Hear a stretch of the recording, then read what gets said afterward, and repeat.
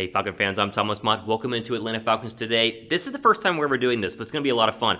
I put out a mailbag call to our subscribers on the channel asking Falcon questions, and you guys delivered with a couple of Falcon-related questions here, and I'm going to go through and answer as many as I possibly can. So, as always, if you're not subscribed to the channel, make sure you guys are subscribed to be ready to go for our next mailbag, as we're going to start doing this on a weekly basis.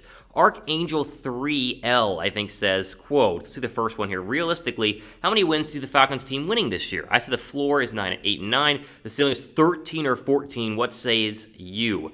13 and 14 is crazy talk. That's not going to happen. Let's just be realistic about the current state of the NFC South and the Atlanta Falcons. The Falcons need to win 8 games. Do you want to talk about expectations? They need to win 8 games. You want to be realistic about it. 8 wins is perfect. Think about the last couple of years where they've struggled to win 7 games. They struggled to win 6 games, and they won 4 games last year.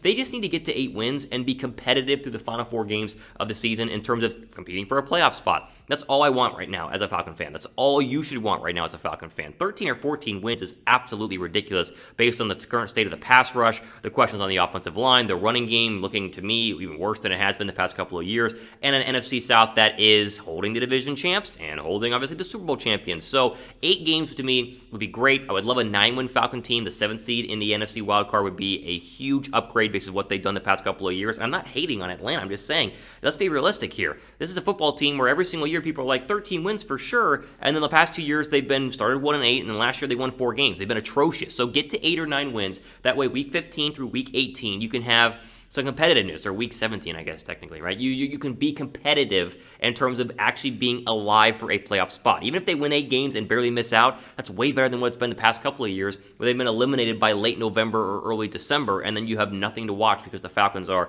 essentially a useless team to go ahead and watch. So they need to win 8 games. 13 or 14 is ridiculous. I would say 8 to 10 is your range right now for the Atlanta Falcons. We'll give a little pin comment down below. How many wins will the Falcons have in 2021? Let me know what you guys think in the comment section. Am I being too hard on them? You think they're going to get double-digit wins? If you do, I want to hear about it. Go down below in the comment section right now.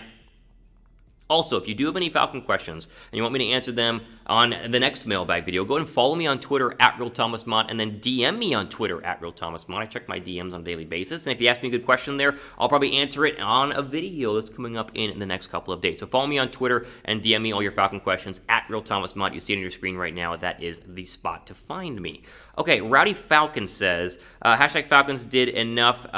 Did Atlanta do enough at the DN spot this offseason?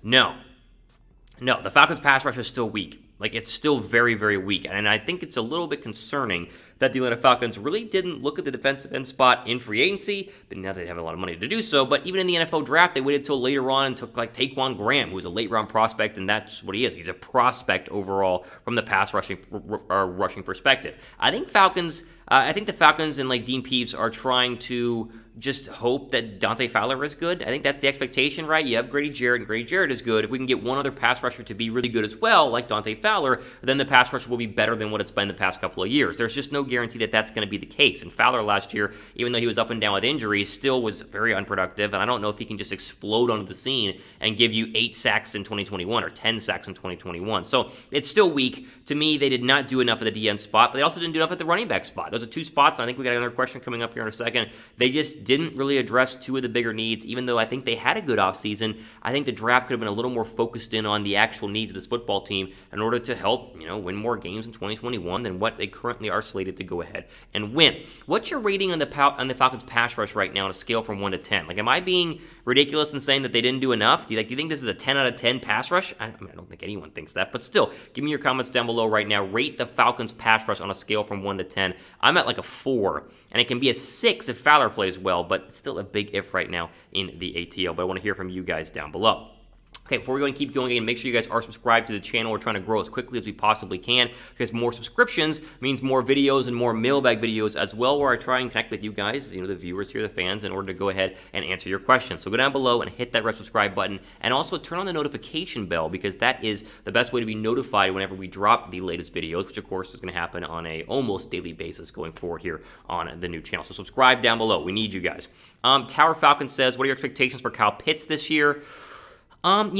Normally for a rookie, I always like to give a little bit of caution and be like, give them time to acclimate. Like, don't rush them into panicking if they struggle early. But Pitts needs to shine early. And that's not because of Kyle Pitts. It's because of what the national media did to Kyle Pitts and overhyping him out the wazoo during the offseason. I mean, they made Kyle Pitts seem like the second coming of the greatest tight end in the NFL history. I mean, if Kyle Pitts is not a Hall of Fame tight end, then we're all going to be bummed out because they've hyped him up so much. I think he's going to be good. I think he's going to shine early. I think tight end can transition to the NFL a lot quicker than a wide receiver, for instance, or cornerback, for instance, but he needs to shine early. The expectation is just sky high right now, and even if he does get 6 receiving touchdowns and 700 yards receiving and 50 catches, people are going to find that a disappointment in Atlanta because we expect 14 touchdowns and 1,000 yards receiving and 70 catches, and it's like, guys, just calm down a little bit. So they are high, but he needs to exceed expectations because people are just so crazy obsessed with Kyle Pitts, and they were pre-draft, and they still are post-draft. JS says, only decent running backs, ? They actually seem stacked to me. I don't think you watch enough film. Oh, okay. Definitely watch Javian Hawkins. He's a stud. Okay, he's not a stud. Let's just be honest about this, JS. They are not stacked at running back at all. The Falcon running backs are bad. And I like Mike Davis, but Mike Davis is a number 2 running back. He's on the wrong side of 30. They got rid of Ito Smith. So you have Javian Hawkins and Quadri Allison, who's done nothing over the course of his young career if Mike Davis were to go ahead and get hurt. Now, Mike Davis plays 16 games, 17 games, and has 300 touches, and then I'll eat my own words and say Mike Davis is a great number 1 running back. You should pay him as one, but he's a number 2 running back. They're not stacked at running back. They didn't even address running back this offseason minus Mike Davis. It blows my mind that the current running back depth chart is not going to be added to going forward into the season because, again, either Mike Davis is the superstar that's been a number 2 guy his entire career in Carolina, or he's going to be a number 2 guy thrust into a number 1 spot. He's going to underwhelm, and then we're going to have yet again a Falcons season where you have barely guys getting to 100 yards rushing and no 1,000-yard rusher, which Atlanta has not had for a very long time. Now, listen, I like Mike Davis. I think him as a number 2 would be fantastic, and so I don't want to hate on him because a lot of you guys do like Mike Davis, but he's just not a number 1 guy. Now, if I'm wrong, drop a like down below if you believe in Mike Davis. Like if you're on the Mike Davis hype train, drop a like down below if you believe in him. I want to see what you guys think down below in the comment section as well as hit that like button just for the video being posted here on the weekend for you guys to enjoy. Okay, last one here. The Golden Rooster says, I'm sorry to be so negative, but when I saw Matt Hennessy play last year, it wasn't great. He was struggling. Interesting to see how he'll do and play in a full season. I agree. He wasn't great, but he needs to be great this year. The departure of Alex Mack has left a gaping hole at center, and Hennessy was drafted to go ahead and be that replacement. I know that technically they have some other guys on the roster, and they spent some draft picks on some O-linemen, so you could shuffle things around, but Hennessy needs to be the guy, and you're right. He wasn't terrible last year. Like, he wasn't abysmal, but you go back and put on the Matt Hennessy film, and it wasn't like, oh, wow, yeah, that guy's definitely going to be the next center for the next 10 years in Atlanta. Like, it was very much a little bit iffy overall, and so I would agree. I don't think you're being too negative. I think you're being honest, Golden Rooster, so I appreciate that overall. Okay, ultimate up for today here on Atlanta Falcons Today. Again, make sure you guys go ahead and use the hashtag Falcons in the comment section for our next mailbag video, which will come up next week. And so if you have any questions or want to rebuttal any of my questions, go ahead and go down below of this video. Use the hashtag Falcons to get your comments in for next week's mailbag video. And on one final plug here, follow me on Twitter at RealThomasMont. You can always ask me questions on my Twitter handle as well, as I'm pretty active on that and tweet a lot of Falcons stuff as well. Ultimate up for today here on Atlanta Falcons Today. I'm your host, Thomas Mott, signing off the rest of your day.